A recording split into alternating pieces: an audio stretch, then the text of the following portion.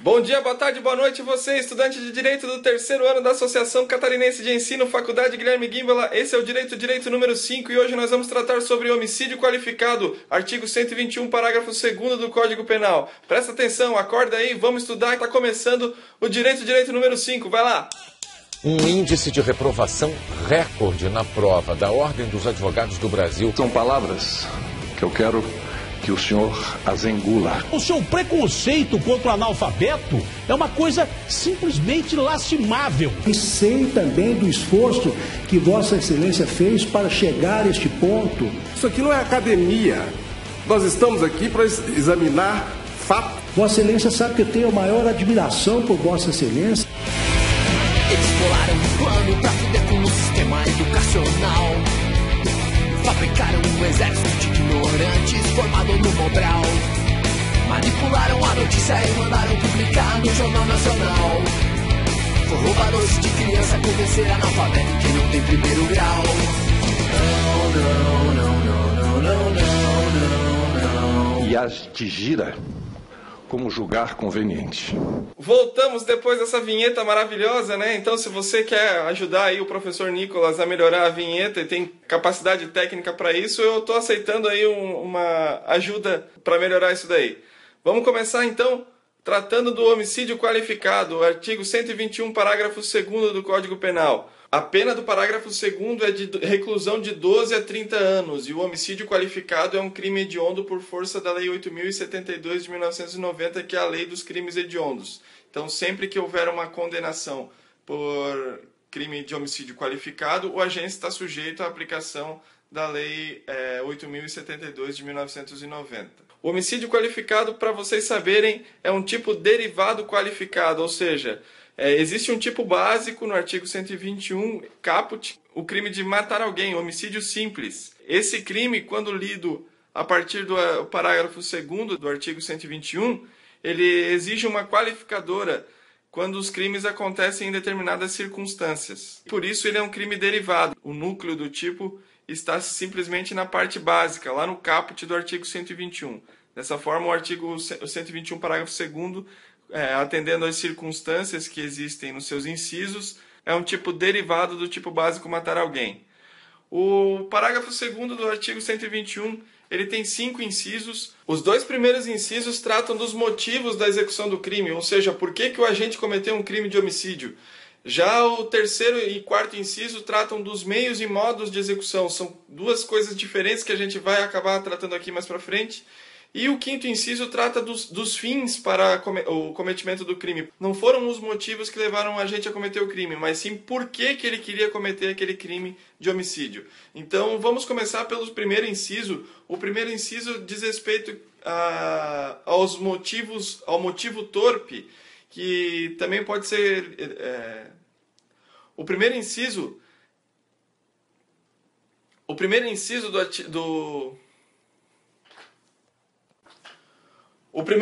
do parágrafo 2º do artigo 121 tem a seguinte redação: se o crime é cometido mediante paga ou promessa de recompensa ou por outro motivo torpe.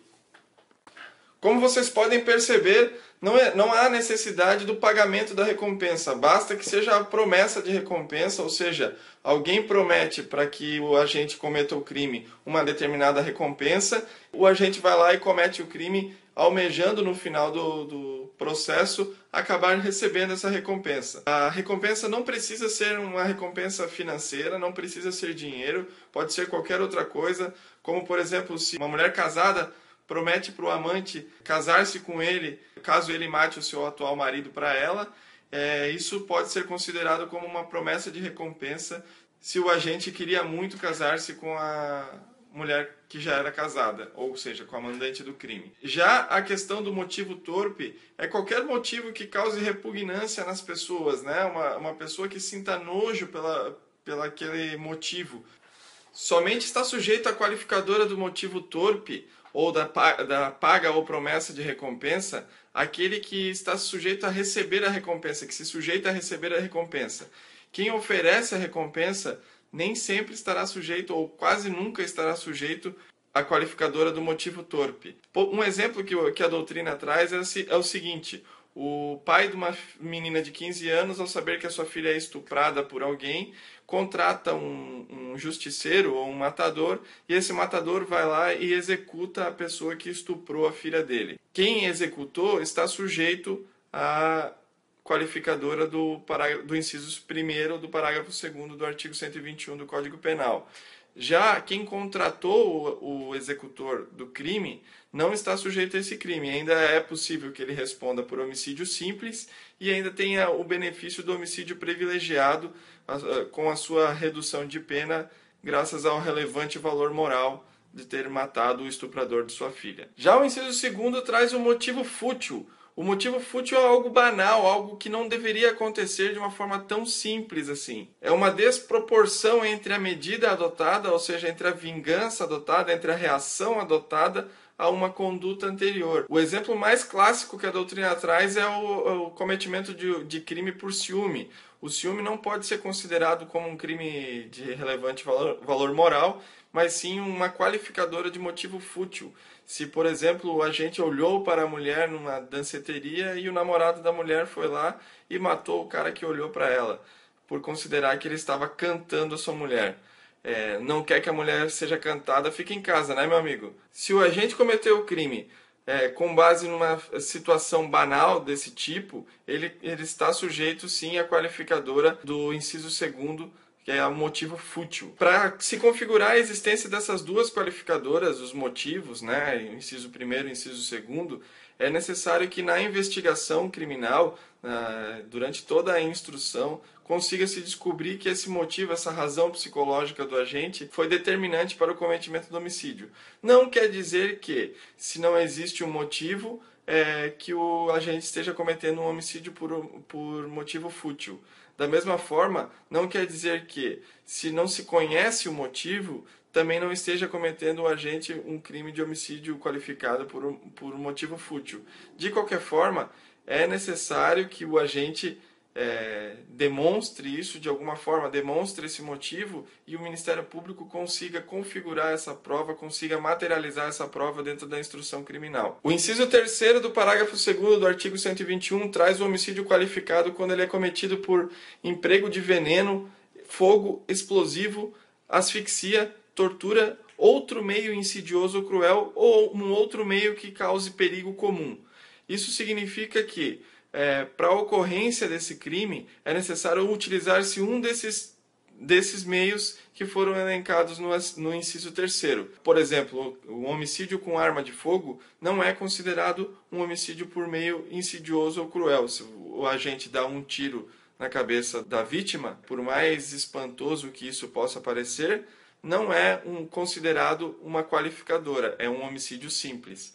Agora, se ele utiliza um veneno, se ele joga combustível na vítima e depois ateia fogo, isso sim é uma qualificadora presente no inciso 3º, parágrafo 2º do artigo 121. Como vocês já devem estar imaginando, o veneno é uma substância tóxica. Não necessariamente na sua dose comum ela seja tóxica, mas aplicado em doses excessivas pode ser considerado como veneno. A gente tem vários exemplos de remédios que na dose regular não causam nenhum mal para a saúde, aliás, ajudam a melhorar a saúde das pessoas. Só que aplicados em doses cavalares, em doses muito grandes, acabam tornando-se veneno. O veneno é uma substância química que causa um desarranjo dentro do organismo da vítima, como a falência dos órgãos vitais e da capacidade motora, enfim, várias circunstâncias químicas, biológicas, que são analisadas mediante perícia. É necessária uma perícia para se comprovar que a pessoa morreu por aplicação de veneno e assim incidir a qualificadora de veneno. A perícia vai ser realizada no corpo da vítima. Não necessariamente a vítima tenha morrido, ela pode ter sido salva por uma intervenção médica, por exemplo, ou simplesmente o efeito do veneno não tenha causado nenhuma debilidade para a vítima. Mas, mesmo assim, o agente acaba cometendo o crime de homicídio qualificado na modalidade tentada, artigo 14, inciso 2º do Código Penal. O emprego de fogo é, obviamente, intuitivo, né? O agente utilizar fogo para cometer o crime, matar alguém utilizando fogo, comete um homicídio qualificado conforme o inciso 3º. O explosivo, da mesma forma, também qualifica o crime de homicídio. Nesse caso, não é necessário que seja uma granada, uma dinamite para configurar um explosivo. A asfixia é a supressão da respiração da vítima. Ela pode ser mecânica ou química, né? Nós tivemos aí o recente caso da Boate Kiss, lá em Santa Maria, em que os agentes estão sendo acusados de homicídio qualificado por asfixia, porque a fumaça que saiu da espuma que pegou fogo acabou resultando na asfixia das 240 vítimas, ou de quase a totalidade das vítimas, né? Algumas não morreram pelo fogo em si, mas sim pela asfixia, pela fumaça. Não existe diferença entre asfixia mecânica e a asfixia química. O que interessa é se houve ou não a supressão da vítima. Por exemplo, um estrangulamento vai gerar uma asfixia. Tapar o nariz e a boca vai gerar asfixia. Existem aquelas cenas clássicas dos filmes, o agente empurra um travesseiro contra a cabeça ou contra a face da vítima e a vítima acaba morrendo por asfixia. Já a tortura, além de ser considerado um crime hediondo pela Lei 8.072, quando acontece o homicídio mediante a tortura, o meio utilizado para se matar alguém é pela tortura, também qualifica o crime de homicídio. Não necessariamente, por exemplo, o agente tenha sido submetido a uma tortura física, ele pode ser submetido a uma tortura psicológica muito grande que acabe resultando na morte. Já um outro meio insidioso cruel é qualquer outra coisa que possa causar um sofrimento muito grande à vítima ou que seja algo dissimulado. Por exemplo, insidioso é algo que a vítima não tem conhecimento, vai morrer, mas não sabe como que vai morrer. A gente pode tratar que uma pessoa que morre dentro de uma banheira eletrocutada e o agente que cometeu esse crime colocou um fio desencapado dentro da banheira ou um conector desencapado dentro da banheira diretamente conectado à eletricidade. Quando a vítima entra dentro da banheira, toma um choque e morre. Esse é um exemplo de meio insidioso. Já o meio cruel é aquele que causa um sofrimento desnecessário. Como a gente já tratou o exemplo do tiro na cabeça, o tiro na cabeça vai acabar gerando uma morte quase que instantânea para a vítima.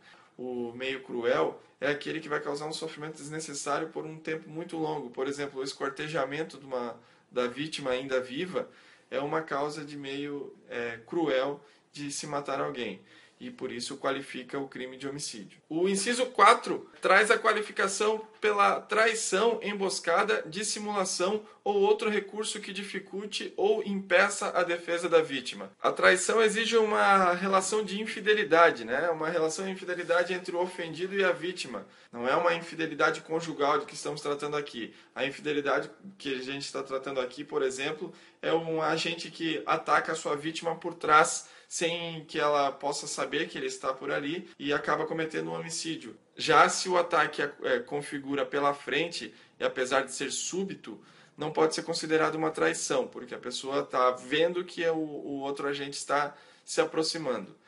A emboscada pode ser considerada uma modalidade de traição, só que diferentemente da traição, ela vai acontecer de forma preparada. O agente está esperando que a vítima passe por um determinado lugar, por exemplo, para emboscar e impedir que ela escape daquele crime de homicídio. Dissimulação diz respeito a uma relação de confiança, se fingir amigo, conselheiro, quando na verdade o agente quer cometer um crime de homicídio contra a vítima, contra aquele falso amigo. Por fim, o outro meio que dificulte ou impeça a defesa da vítima é autoexplicativo. Se a vítima foi amarrada, por exemplo, antes de ser morta, vai configurar um crime de homicídio qualificado porque impediu que a vítima conseguisse se defender da tentativa de homicídio. O quinto inciso do parágrafo 2º diz respeito ao assegurar a execução, ocultação, impunidade ou para garantir a vantagem de um outro crime. Exige-se a necessidade do cometimento ou da tentativa de cometimento de um outro crime, o planejamento de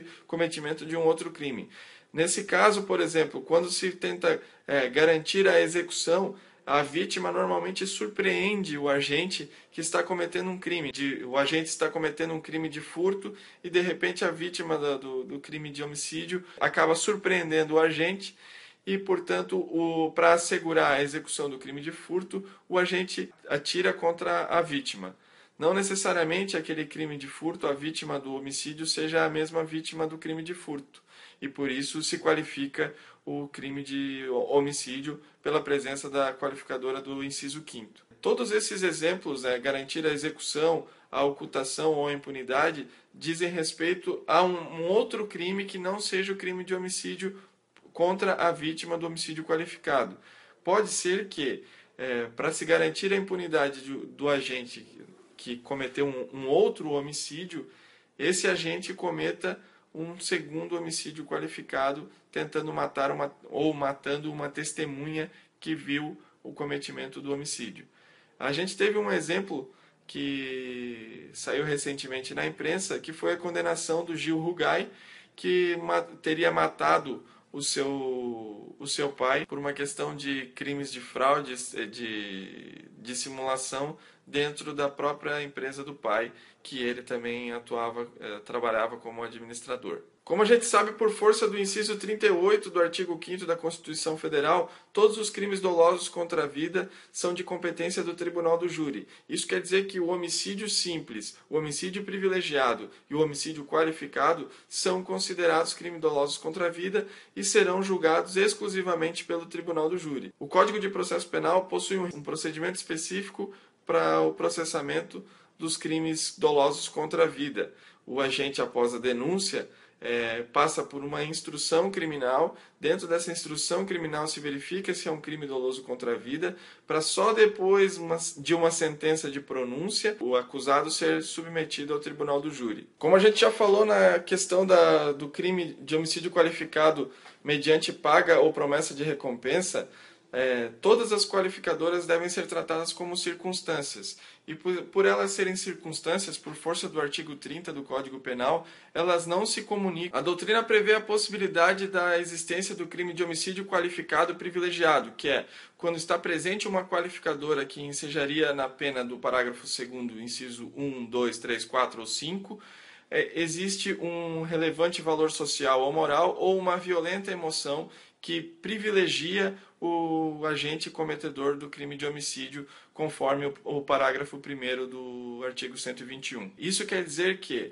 havendo uma situação subjetiva, ou seja, um relevante valor social do agente, ele pode cometer um crime de homicídio qualificado e ser beneficiado pelo privilégio. O agente que vê, ao saber do estupro de sua filha, mata o estuprador, ateando fogo no corpo do estuprador. Ele está imbuído de um relevante valor moral, tentando a vingança do estupro da sua filha, e por isso ele comete um homicídio privilegiado. Contudo, ele também comete um homicídio qualificado pelo emprego de fogo, e por isso ele vai estar sujeito primeiramente à pena de reclusão de 12 a 30 anos, para depois ter a redução de 1/6 a 1/3 da pena por força do homicídio privilegiado, parágrafo 1º do artigo 121 do Código Penal. Importante salientar que a presença de mais de uma qualificadora necessariamente não causa um cometimento de vários crimes de homicídio. Se o agente causa a morte por um sofrimento excessivo, preliminarmente esquartejando a vítima e depois ateando fogo no corpo e nos membros desmembrados da vítima, ele comete o crime de homicídio qualificado por utilizar um meio cruel, que foi o esquartejamento, e o homicídio qualificado pelo emprego de fogo. A jurisprudência e a doutrina consideram que uma das qualificadoras vai ser utilizada apenas para qualificar o homicídio, e as outras qualificadoras, independentemente da quantidade delas, deve ser utilizada como agravante, como circunstâncias agravantes do artigo 61 do Código Penal.